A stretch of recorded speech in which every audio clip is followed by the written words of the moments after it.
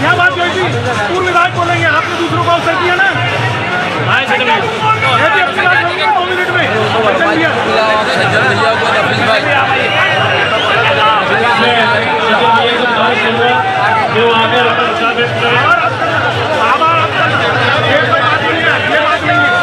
आपने वादा किया था।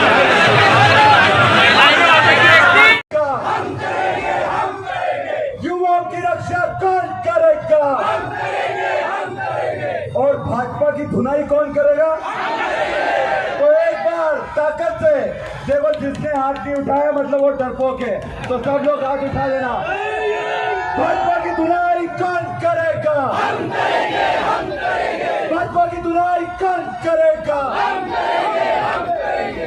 बहुत बहुत पर जो यूथ कांग्रेस के प्रदेश अध्यक्ष विक्रांत भूरिया द्वारा जो भाजपा के खिलाफ जो अभद्र भाषण में नारे लगाए गए थे, उसके लिए आप क्या बोलना चाहेंगे? देखिए, ये तो उन्होंने अपने असंस्कारी होने का परिचय दिया है, जैसे संस्कार कांग्रेस में उनको दिए गए हैं, और एक बहुत ही छोटी और तुच्छ मानसिकता का परिचय उन्होंने दिया है।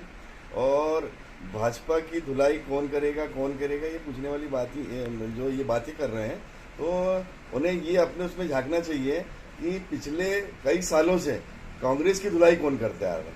निश्चित रूप से जो आवाम है, जो जनता है, उन्होंने पूरी तरीके से कांग्रेस की धुलाई की है। और भारतीय जनता पार्टी यूं ही नहीं, 2 सीटों से आज हमारी सरकार है। इससे साबित होता है कि पूरी तरीके से हर जिले में, हर प्रदेश में और नेशनल लेवल पे जनता ने इनकी खूब धुलाई करते आई है। और आने वाले टाइम पे ये इसी तरीके से जब अल्पसंख्यकों के बीच में जाके उनको उचकाकर, डराकर, बहकाकर वोट लेने की राजनीति जो करते हैं, तो ये जो है आवाम जो है बहुत समझदार हो गई है। और इस बार पूरे प्रदेश में और देश में तो इनकी धुलाई होगी ही होगी, लेकिन बुरहानपुर के अल्पसंख्यक भी इनकी वो धुलाई करेंगे कि पिछले बार तो इन्हें जमानत नहीं बचा पाए थे, और इस बार इनकी स्थिति उससे भी बदतर होने वाली है। क्या नाम सर? अजहरुल्लाह। विवाद हो गया था आपका? देखिए, विवाद सबसे पहले तो मैं आपके चैनल के माध्यम से एक बात और क्लियर कर देना चाहता हूँ कि कुछ मेरे पत्रकार भाइयों को गलतफहमी हो गई कि मुझे मंच पर बोलने नहीं दिए गए इसलिए विवाद हुआ। ऐसा मामला नहीं है। मामला ये है कि कांग्रेस पार्टी सबको साथ लेके चलने की बात करती है, और इसी पैगाम को लेके कन्याकुमारी से कश्मीर तक के आदरणीय राहुल गांधी जी ने जो है पूरे हिंदुस्तान की जनता को पैगाम दिया कि कांग्रेस पार्टी सबको साथ लेके चलने वाली पार्टी है। जो भारतीय जनता पार्टी ने देश में नफरत फैलाई थी, उसके खिलाफ जो है उस नफरत को खत्म करने के लिए, मोहब्बत का पैगाम देने के लिए जो है राहुल गांधी ने जो है पैदल यात्रा की, इतने 3600 किलोमीटर की। सवाल हमारा सिर्फ इतना था ये यात्रा आने से पहले कि मध्य प्रदेश के अंदर कहीं ना कहीं जिस तरीके से कर्नाटक के अंदर अल्पसंख्यक समुदाय को जो है परसेंटेज के हिसाब से वहाँ पर तकरीबन 14 सीटों को उम्मीदवारी दी गई और उसमें से 9 विधायक जीत करके आए। तो ये पिछले कई महीनों से मांग चली आ रही है मध्य प्रदेश के अल्पसंख्यकों की कि मध्य प्रदेश के अंदर आने वाले विधानसभा चुनाव में अल्पसंख्यकों की भागीदारी कितनी होगी। फिर दूसरी चीज़ ये कि पार्टी जब कोई एजेंडा तैयार करती है तो उसमें हर समुदाय, हर वर्ग विशेष को जो है मोबिलाइज करने के लिए उनको कि सरकार आने के बाद में हम आपको ये सहायता पहुंचाएंगे, आपकी ये मदद करेंगे, आपके साथ जो गलत हुआ उसको हम सही करेंगे। तो यहाँ कहीं ना कहीं जो है कांग्रेस पार्टी के हमारे कुछ नेता जो है इसमें चूक गए अल्पसंख्यकों के मामले में। और पता नहीं, मुझे ऐसा लग रहा है कि कुछ लोग जो है पार्टी के शीर्ष नेतृत्व जो है तो सबको साथ लेके चलता आया है, और शीर्ष नेतृत्व ने भी ये कहा है कि सबको साथ लेके चलने की आप बात कीजिए, कोई छूटना नहीं चाहिए। लेकिन मध्य प्रदेश के अंदर मैं महसूस कर रहा हूँ कि कुछ नेता अपने लोगों को टिकट दिलाने के चक्कर में अल्पसंख्यक समुदाय के लोग जो है नजरअंदाज कर रहे हैं मध्य प्रदेश के अंदर। और न सिर्फ चुनाव के हद तक के, बल्कि हमारा सबसे बड़ा कुछ लोगों से सुनने में आता है कि ऐसा कहा जा रहा है कि अभी चुनाव के अंदर जो है तो अल्पसंख्यक ज्यादा अपनी बात ना करें, सरकार बनने के बाद में जो है तो हम उनको जो है कहीं ना कहीं एडजस्ट करेंगे।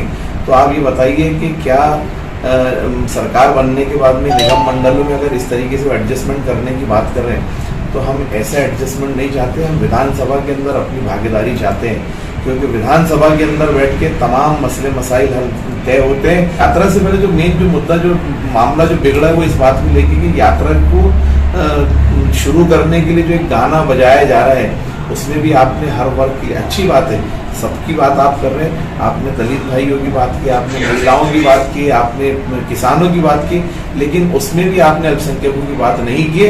और कल मंच पे जो विवाद हुआ है वो मेरे बोलने पर नहीं हुआ कि मुझे बोलने नहीं दिया जा रहा है। विवाद इस बात का हुआ है कि ठीक है आपने बोलने नहीं दिया, कोई बात नहीं, हमारे वरिष्ठों ने बोल दिया बहुत, लेकिन विक्रांत भूरिया जी ने जो बयान वहां पर कल दिया, जो उन्होंने नारे लगवाए कि किसानों की रक्षा कौन करेगा, महिलाओं की रक्षा कौन करेगा, युवाओं की रक्षा कौन करेगा, भारतीय जनता पार्टी की धुनाई कौन करेगा, तो मैं उनसे कहना चाहता हूँ कि बुरहानपुर मध्य प्रदेश की दूसरी सबसे बड़ी अल्पसंख्यक बहुल्य सीट है और जहां आप ये जलसा ले रहे थे वहां पर सुनने वालों के अंदर एक बड़ी तादाद, अगर वहां पे 15,000 लोग मौजूद थे तो उसके अंदर 14,000 लोग जो अल्पसंख्यक समुदाय के थे।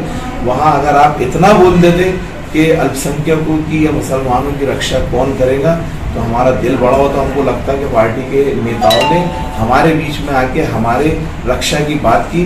जब विक्रांत भूरिया जी ने वहाँ अल्पसंख्यकों की बात नहीं की तो उस पर मैंने अपनी नाराजगी जाहिर किया कि एक तरफ तो आप मंच पर अल्पसंख्यकों को बोलने का अवसर नहीं दे रहे और अगर आप भी हमसे बात करें तो वहां पर आप अपनी तरफ से भी अल्पसंख्यकों के लिए कोई बात नहीं कर रहे। नाराजगी इस बात की थी। सर अगर आगे चल के अगर आपके पार्टी द्वारा आपके कार्रवाई होती तो आप उसके क्या करते? नहीं देखिए, मुझे ये भी कहा कि इस प्रकार की अगर आप अल्पसंख्यक और ऐसी जाति और ये इस तरीके की बात करेंगे तो आपके खिलाफ जो है अनुशासनहीनता की कार्रवाई करेंगे। तो मैंने कल मंच से भी बात कहा कि अपने समाज की बात रखने के लिए अगर मेरे खिलाफ अनुशासनहीनता की कार्रवाई करते भी है तो आप करिए, लेकिन मैं अपने समाज की आवाज उठाने से पीछे नहीं हटूंगा। और आप अनुशासनहीनता की कार्रवाई मुझ पर क्या करेंगे? आप पार्टी से बाहर करेंगे, लेकिन कांग्रेस पार्टी को वोट देने का मेरा अधिकार आप नहीं छीन सकते। सर विक्रांत भूरिया द्वारा जो अभद्र भाषा का उपयोग किया गया है, क्या बीजेपी की धुलाई कौन करेगा, तो इस पर आप क्या कहना चाहिए? इस पे पार्टी की शीर्ष नेतृत्व को सोचना चाहिए। जिन लोगों ने इनको यहाँ जिम्मेदारी दी उनको सोचना चाहिए कि एक तरफ वैसे ही जो है तो अल्पसंख्यकों पर इतना अत्याचार हो रहा है, बीजेपी के जो लोग हैं, जो भारतीय जनता पार्टी के लोग हैं, वो इस देश के अंदर हिंदू मुस्लिम भाइयों के अंदर जो प्यार मोहब्बत था उनके बीच में जो नफरत बोने का काम कर रहे। कल विक्रांत भूरिया जी ने नारा लगवा के कि इनकी धुनाई, आप ये नारा अल्पसंख्यक समुदाय के बीच में क्यों खड़े रह के लगवा रहे कि इनकी धुनाई कौन करेगा? मतलब क्या पैगाम देना चाहते हैं? आपके मुसलमानों से इनको बंटवाना चाहते हैं? ये गलत मैसेज था उनकी तरफ से, जो नहीं होना चाहिए था। कल विवाद हुआ और इस बात पर हुआ कि अल्पसंख्यकों को कांग्रेस पार्टी में बराबर का सम्मान नहीं दिया जा रहा। उन्हीं के एक नेता हैं फरीद काजी, जिन्होंने इस बात को लेकर वो किया कि मुसलमानों को उनको मंच पे से बोलने नहीं दी गया। उसके अलावा उनका कुछ जन आक्रोश रैली का जो गाना था उसको लेकर ये था कि इसमें अल्पसंख्यकों को अनदेखा किया गया है। तो मेरा कहना ये है कि चलो कोई तो जागा। आज उनको लगा कि कांग्रेस पार्टी जो है वहाँ पे अल्पसंख्यकों को सिर्फ नारे लगाने के लिए, भीड़ बढ़ाने के लिए और वोट के तौर पे इस्तेमाल करने के लिए, बाकी क्या हमेशा यही बातें उठती रहेंगी? उनको इसके पहले भी अपमानित किया गया फरीद काजी को, जब ज्योतिरादित्य सिंधिया आए थे। इसके पहले अबरार पार्षद को अपमानित करके मंच से उतारा गया। अभी कल फिर यही चीज़ पुनरावृत्ति हुई। इसके पहले नूरी खान जो है उनको भी मंच से अपमानित किया गया था। तो इस तरह का मुसलमानों को कांग्रेस के मंच से अपमानित करने का यह पहला मौका नहीं है। आज फरीद काजी ने इस बात की आवाज़ उठाई है और आने वाले वक्त में जो है अल्पसंख्यक वर्ग का हर आदमी इस चीज़ को महसूस करने लगा है और इसकी प्रतिक्रिया सामने आएगी कि कांग्रेस इनको हमेशा वोट बैंक की तरह इस्तेमाल करती आ रही है। एक बात तो ये हो गई। दूसरी बात, फरीद काजी ने जो ये बोला कि वहाँ से मंच से नारे लगाए गए कि युवाओं की रक्षा कौन करेगा, हम करेंगे, हम करेंगे।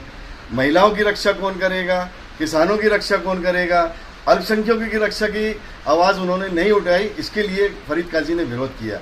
मुझे ये कहते हुए बड़ा वो अफसोस हो रहा है कि उन्हें शर्म आना चाहिए कि क्या मुसलमानों की रक्षा कांग्रेस करेगी? अरे अल्लाह जिसकी हिफाजत करने का वादा लिया हुआ है तो हमको इनके किसी के पास जाने की ज़रूरत नहीं है। इनसे इनकी ओछी मानसिकता समझ में आ रही है कि ये मुसलमानों को कितना बायकॉट करते हैं और इनसे ये उम्मीद करना, इनसे क्या दुनिया में किसी से भी उम्मीद करना कि हमारी रक्षा कोई पार्टी करेगी या कोई व्यक्ति विशेष करेगा, ये एक बहुत छोटी सोच है। जिसका मालिक अल्लाह है, उसको किसी की मदद की ज़रूरत नहीं है।